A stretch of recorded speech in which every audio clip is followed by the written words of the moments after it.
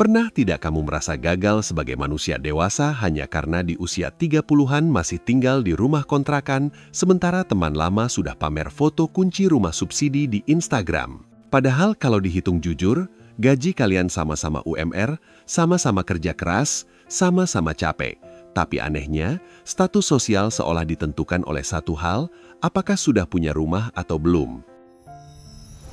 Di kepala banyak orang Indonesia, tertanam dogma turun-temurun yang nyaris tidak pernah dipertanyakan. Ngontrak dianggap buang uang ke laut, sementara rumah selalu disebut investasi pasti naik. Nasihat ini mungkin masuk akal di tahun 1990 saat harga tanah murah dan gaji masih seimbang. Masalahnya, dunia sudah berubah, tapi nasihatnya masih dipakai tanpa update logika. Realitanya hari ini jauh lebih brutal. Kenaikan gaji berjalan pelan, sementara harga properti melompat seperti lompat galah. Generasi sekarang seperti lari di treadmill, makin cepat lari, tujuan makin jauh. Bekerja belasan tahun tidak otomatis mendekatkan ke rumah impian, justru sering membuat napas finansial makin pendek. Di tengah tekanan ini, lahirlah fenomena FOMO properti. Banyak keputusan beli rumah bukan karena butuh tempat tinggal, tapi karena takut terlihat kalah. Takut dianggap belum mapan, takut dinilai gagal oleh keluarga besar, takut tidak punya bahan cerita saat reuni atau lamaran. Rumah berubah fungsi, dari tempat berteduh menjadi alat validasi sosial. Disinilah kita perlu kacamata baru. Konsep kunci kaya mengajak melihat rumah tinggal apa adanya. Rumah yang kamu tempati bukan aset produktif, melainkan liabilitas. Ia tidak memasukkan uang ke kantongmu, justru rutin menarik uang keluar, cicilan, listrik, air, pajak, perawatan, semuanya mengalir satu arah. Mengambil KPR jangka panjang sejatinya mirip menikah dengan bank. Ada akad resmi, ada komitmen puluhan tahun, dan hampir tidak ada ruang untuk salah langkah. Telat sedikit, denda datang. Gagal bayar, sanksinya penyitaan. Ini bukan hubungan fleksibel, tapi ikatan finansial yang sangat serius. Ironisnya, keputusan finansial terbesar dalam hidup sering diambil dengan perhitungan paling minim. Banyak orang menandatangani akad hanya bermodal brosur, janji marketing, dan simulasi cicilan manis di awal. Angka jangka panjang jarang benar-benar dihitung, sementara emosinya dibiarkan memimpin. Video ini bukan ajakan anti rumah. Tidak ada larangan membeli properti, tujuannya sederhana, memberi kacamata logis agar kamu tidak menyesal di tengah jalan. Karena banyak orang baru sadar salah hitung saat cicilan mulai mencekik, cash flow berdarah, dan pilihan hidup makin sempit. Coba lepaskan ego sejenak. Singkirkan gengsi, singkirkan suara tetangga, singkirkan tekanan sosial. Mari lihat angka apa adanya, tanpa make up. Apakah benar KPR itu menabung aset, atau jangan-jangan selama ini kamu hanya ikut kerja bakti memperkaya bank? Sekarang kita berhenti berdebat soal perasaan dan mulai membedah apa yang sebenarnya terjadi pada uangmu. Saat pena menyentuh kertas akad kredit yang tebal itu, ada cerita finansial panjang yang jarang dijelaskan. Disinilah semuanya perlu dibuka dengan jujur. Mari kita mulai dari bagian yang paling jarang dijelaskan secara jujur, yaitu cara kerja matematika di balik cicilan KPR.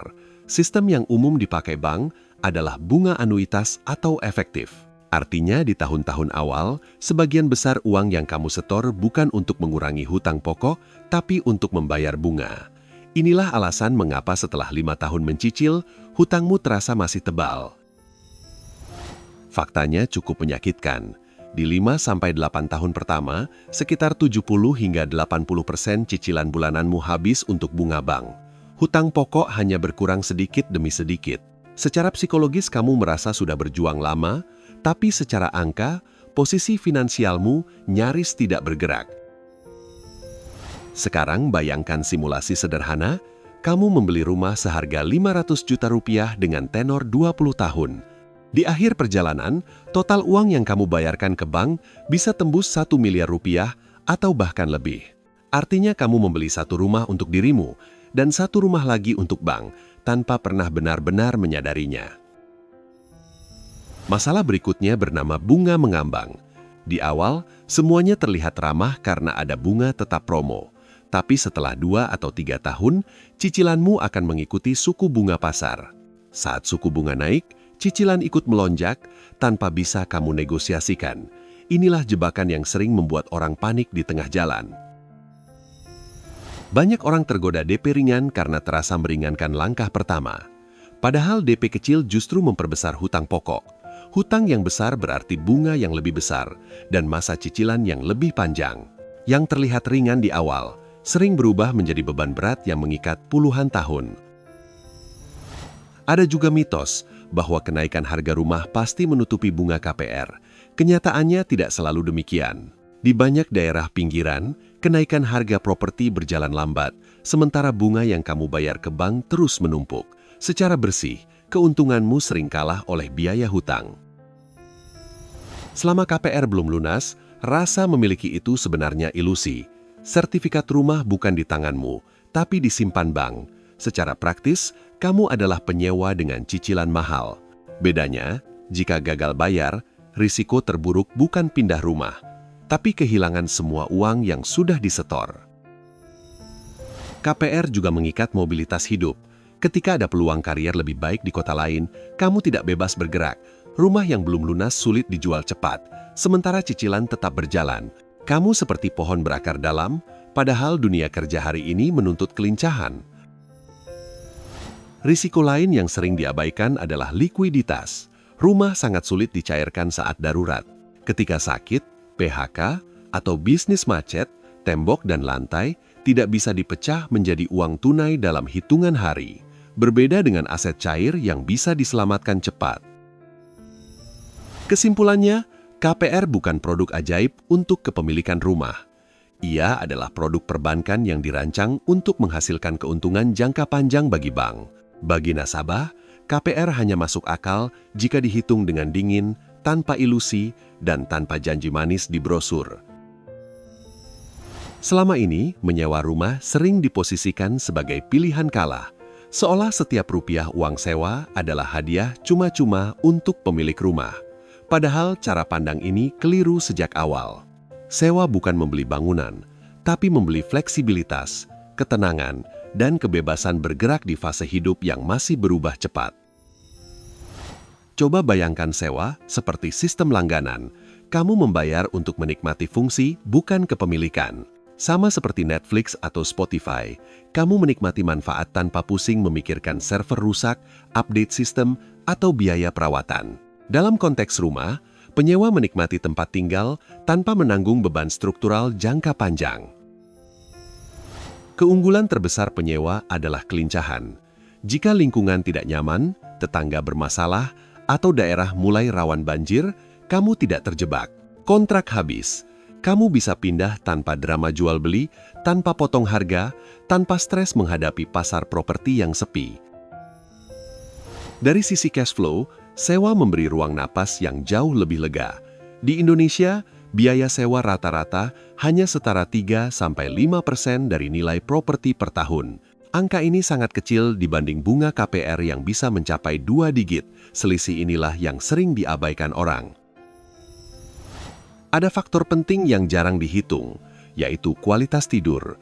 Penyewa tidak hidup dalam bayang-bayang kenaikan bunga, tidak dihantui ketakutan rumah disita, dan tidak dipaksa memikirkan cicilan 20 tahun ke depan. Beban mental yang ringan seringkali lebih berharga daripada status kepemilikan. Menyewa juga memberi ruang eksplorasi gaya hidup. Saat masih single, kamu bisa tinggal dekat pusat kota. Saat berkeluarga, kamu bisa pindah ke lingkungan yang lebih tenang. Semua bisa disesuaikan dengan fase hidup, tanpa terikat keputusan permanen yang dibuat terlalu dini. Soal perawatan, penyewa sering berada di posisi lebih aman. Genteng bocor, pompa air rusak, tembok retak, semua itu umumnya tanggung jawab pemilik. Penyewa tidak perlu menyiapkan dana darurat khusus untuk kerusakan struktural yang datang tiba-tiba. Ada pula risiko yang sering dilupakan pemilik rumah, yaitu depresiasi bangunan. Tanah bisa naik, tapi bangunan pasti menua. Cat kusam, instalasi aus, desain ketinggalan zaman, penyewa tidak menanggung penurunan kualitas ini karena ia hanya membayar fungsi pakai. Dengan menyewa, Akses ke lokasi strategis menjadi jauh lebih masuk akal. Tinggal dekat kantor, pusat kota, atau fasilitas publik bisa menghemat waktu dan ongkos transportasi. Waktu yang dihemat ini seringkali lebih bernilai daripada kebanggaan punya rumah jauh di pinggiran. Intinya sederhana, mengontrak bukan tanda kegagalan finansial. Bagi banyak orang di fase awal karier, menyewa adalah strategi cerdas untuk menjaga arus kas, membangun aset produktif, dan menunda keputusan besar sampai pondasi keuangan benar-benar kuat. Inti dari perdebatan beli atau sewa sebenarnya bukan soal tempat tinggalnya, tapi soal apa yang kamu lakukan dengan selisih uangnya. Selisih antara cicilan KPR dan biaya sewa adalah variabel paling penting yang sering diabaikan. Disinilah permainan kekayaan jangka panjang sebenarnya dimulai. Mari gunakan contoh sederhana agar mudah dibayangkan. Seseorang memilih membeli rumah dengan cicilan 6 juta rupiah per bulan. Di sisi lain, orang kedua memilih mengontrak rumah layak dengan biaya 2,5 juta per bulan. Ada selisih 3,5 juta rupiah yang nasibnya sangat menentukan masa depan. Jika selisih uang itu hanya menguap untuk konsumsi, kopi mahal, atau gaya hidup impulsif, maka strategi sewa memang gagal total. Tapi jika selisih ini diperlakukan sebagai uang dingin dan diinvestasikan secara disiplin, hasilnya bisa sangat berbeda. Disinilah letak pembeda antara strategi dan alasan. Bayangkan selisih 3,5 juta rupiah itu rutin masuk ke instrumen investasi moderat seperti obligasi negara atau saham blue chip dengan imbal hasil rata-rata 10 hingga 12% per tahun. Tidak perlu spekulatif, yang penting konsisten dan jangka panjang. Kekuatan sebenarnya datang dari efek compounding. Bunga berbunga bekerja pelan, nyaris tak terasa di awal, tapi semakin lama semakin agresif. Dalam 15 hingga 20 tahun, portofolio ini bisa tumbuh menjadi miliaran rupiah dalam bentuk aset cair yang mudah digunakan. Sekarang bandingkan posisi akhirnya. Satu pihak memiliki rumah yang mulai menua dan membutuhkan renovasi. Pihak lain memiliki portofolio investasi yang fleksibel, bisa diuangkan kapan saja, dan bahkan berpotensi menghasilkan pendapatan pasif. Dua jalur hidup yang sangat berbeda. Saat keadaan darurat datang, perbedaan ini makin terasa. Dana investasi bisa diambil sebagian tanpa merusak seluruh sistem, sementara uang yang tertanam di rumah nyaris terkunci. Tembok dan lantai tidak bisa dikonversi menjadi biaya rumah sakit dalam semalam. Ada juga risiko konsentrasi aset. Membeli rumah berarti menaruh sebagian besar kekayaan di satu titik lokasi. Jika lingkungan itu menurun, terkena banjir, atau kehilangan daya tarik, nilai kekayaan ikut tergerus. Investasi terdiversifikasi memberi perlindungan dari risiko tunggal ini. Banyak orang terlihat kaya di atas kertas, tapi miskin secara kas. Rumah besar, mobil bagus, tapi kesulitan membayar kebutuhan pendidikan atau kesehatan. Strategi sewa ditambah investasi menjaga satu hal penting, yaitu likuiditas, kemampuan bernapas saat hidup tidak berjalan mulus. Namun ada peringatan keras di sini. Strategi ini hanya bekerja jika disiplinmu setajam silet. Jika selisih uang habis untuk konsumsi, maka tidak ada compounding, tidak ada keajaiban. Tanpa disiplin, menyewa berubah dari strategi cerdas menjadi alasan pembenaran. Banyak orang mengira biaya memiliki rumah hanya sebatas cicilan bulanan, padahal cicilan itu hanyalah tiket masuk. Setelah kunci di tangan, rangkaian biaya lain mulai bermunculan, pelan tapi pasti, dan seringkali jauh lebih melelahkan daripada cicilan itu sendiri. Di awal pembelian saja, ada biaya legalitas yang langsung menguras tabungan, BPHTB 5% dari harga rumah, biaya notaris, provisi bank, asuransi kebakaran, asuransi jiwa, semua dibayar tunai di depan, dan jumlahnya bisa setara mobil bekas yang layak. Setelah rumah ditempati, ada pajak tahunan bernama PBB. Ini adalah bentuk sewa seumur hidup kepada negara.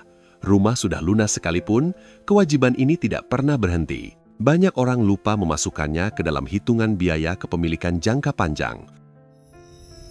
Lalu ada biaya perawatan yang sering dianggap sepele. Aturan kasarnya, sisihkan 1% dari harga rumah setiap tahun untuk maintenance. Cat mengelupas, atap bocor, rayap, instalasi listrik, semua datang tanpa undangan dan jarang murah. Rumah baru juga berarti rumah kosong. Furnitur, lemari, kasur, dapur, teralis, kanopi, taman.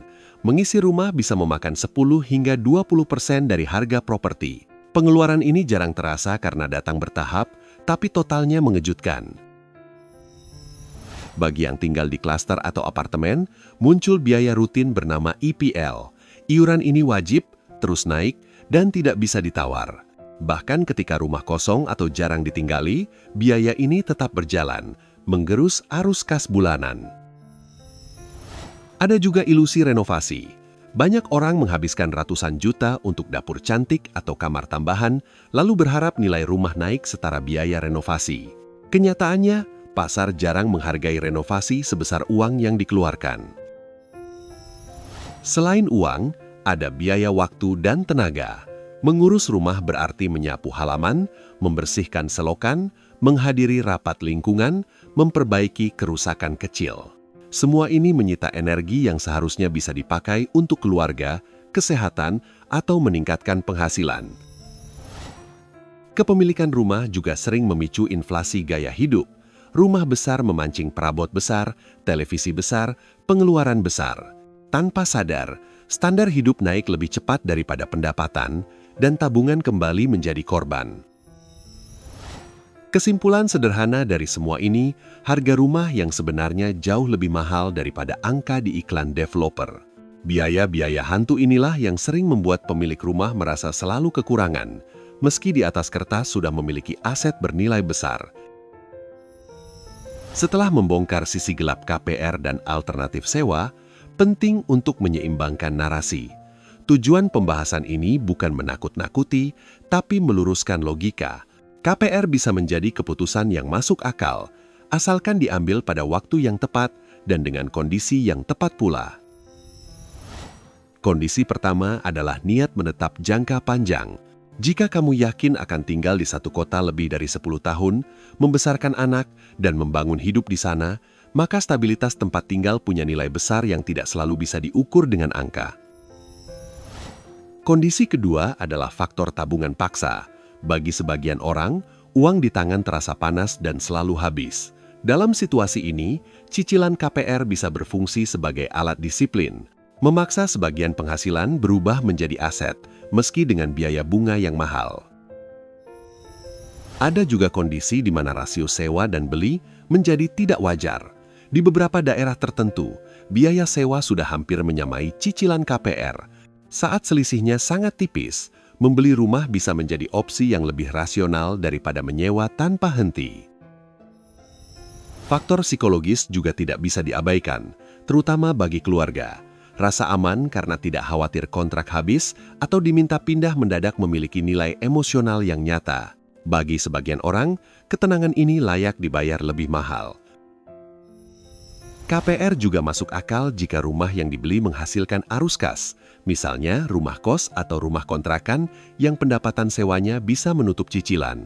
Dalam kondisi ini, hutang berubah fungsi menjadi alat produktif, bukan beban murni. Syarat penting berikutnya adalah kesiapan finansial. Memiliki dana darurat minimal 12 bulan dan DP besar, idealnya 30%, adalah penanda bahwa keputusan diambil dengan kepala dingin, bukan dengan nekat dan harapan kosong. Selain itu, setiap pembelian rumah harus punya rencana keluar. Jika kondisi memburuk, apakah rumah ini mudah dijual? Lokasi, akses, dan permintaan pasar menjadi faktor penting agar kamu tidak terjebak aset mati saat keadaan darurat. Kunci berikutnya adalah membeli sesuai kebutuhan, bukan keinginan. Rumah pertama tidak harus luas dan mewah. Tipe kecil yang terjangkau seringkali jauh lebih sehat untuk arus kas dibanding memaksakan rumah besar yang membuat hidup megap-megap. Menurunkan ego adalah langkah terakhir yang paling sulit. Sadari bahwa rumah pertama jarang menjadi rumah impian, ia hanyalah batu loncatan. Ketika fungsi diutamakan dan gengsi diturunkan, keputusan membeli rumah baru benar-benar menjadi alat, bukan jebakan. Pada titik ini, kita perlu mendefinisikan ulang dua kata besar, rumah dan kaya. Kaya bukan soal berapa banyak sertifikat yang kamu miliki, tapi seberapa besar kendali yang kamu punya atas hidupmu. Kemampuan memilih tanpa panik dan tidur nyenyak tanpa beban hutang, itulah bentuk kekayaan yang sering diabaikan. Rumah seharusnya menjadi alat penunjang hidup, bukan tujuan tunggal yang mengorbankan segalanya. Banyak orang mengorbankan pengalaman, kesehatan, bahkan dana pensiun demi satu simbol kepemilikan. Padahal hidup jauh lebih luas daripada tembok dan pagar. Untuk generasi muda, pesan utamanya sederhana. Di usia 20-an dan awal 30-an, fokuslah memperbesar kapasitas diri dan penghasilan. Bangun aset investasi yang cair, fleksibel, dan bisa tumbuh. Properti bisa menunggu. Pondasi keuangan tidak bisa ditawar. Ada strategi lanjutan yang jarang dibahas secara jujur. Sewa tempat tinggalmu untuk fleksibilitas hidup dan beli properti untuk disewakan ke orang lain jika arus kas memungkinkan. Dengan cara ini, properti bekerja untukmu, bukan kamu yang bekerja mati-matian untuk properti. Penting untuk diingat, keuangan bersifat personal. Apa yang berhasil untuk orang tuamu di tahun 90-an belum tentu relevan di era digital.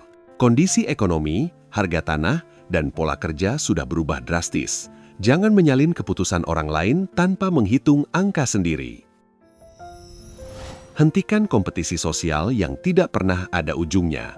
Tetanggamu yang terlihat mapan bisa jadi sedang tercekik hutang.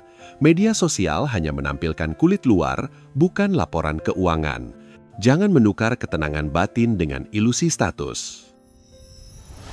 Sebelum mengambil keputusan besar, lakukan audit keuangan pribadi. Cek rasio hutang, cek dana darurat, cek arus kas. Jangan datang ke pameran properti dengan emosi, datanglah dengan kalkulator dan logika. Tidak punya rumah sendiri bukan berarti gagal atau tidak bertanggung jawab. Itu bisa berarti kamu sedang membangun kerajaan dengan strategi berbeda. Ada banyak jalan menuju stabilitas, tidak semuanya harus melalui KPR panjang. Setiap keputusan finansial adalah pilihan hidup. Yang penting bukan terlihat benar di mata orang lain, tapi terasa benar di neraca keuanganmu sendiri. Kekayaan sejati memberi ruang bernapas, bukan rasa tercekik. Sekarang aku ingin dengar dari kamu. Di kolom komentar, kamu lebih condong ke tim KPR atau tim ngontrak sambil investasi. Sertakan alasan logisnya, bukan emosinya. Salam waras, salam finansial, sampai jumpa di video kunci kaya berikutnya.